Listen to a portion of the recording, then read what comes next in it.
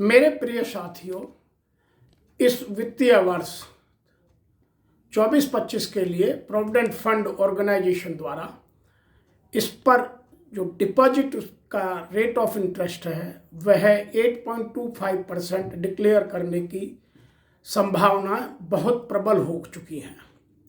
वास्तविकता तो हमें 28 फरवरी को ही पता चलेगी, क्योंकि उस दिन CBTT जो सेंट्रल बोर्ड ऑफ ट्रस्टीज है उनकी मीटिंग होगी, उसी में है डिक्लेयर किया जाएगा।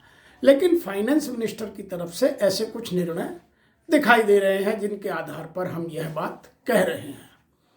और यदि पिछले 50 सालों का या 60 सालों का 10-10 साल के अंतर से इस रेट ऑफ इंटरेस्ट का अध्ययन किया जाए तो वह कुछ इस तरह से आता है। सबसे पहला यदि हम लें 1952-53 तो 3% रेट ऑफ इंटरेस्ट था।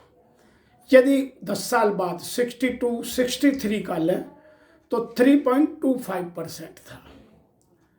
और यदि 72-73 का लें तो यह बढ़कर दूना हो गया था, लगभग 6%।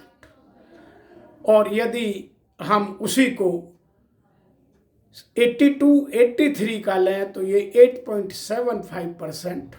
और 92-93 जो अब तक का हाईएस्ट रेट ऑफ इंटरेस्ट रहा है 12%।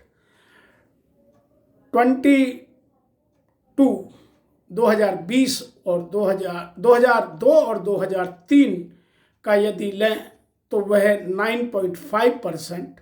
और 2012 और 13 का देखें तो 8.5%।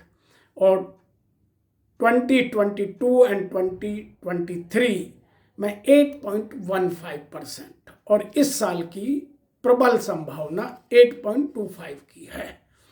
उसके कुछ विशेष कारण हैं। विशेष कारण यह हैं कि सेंट्रल प्रोविडेंट फंड के पास जो कॉर्पस है और जो नंबर ऑफ सब्सक्राइबर्स हैं उनमें काफ़ी बदलाव आया है। यदि मैं पिछले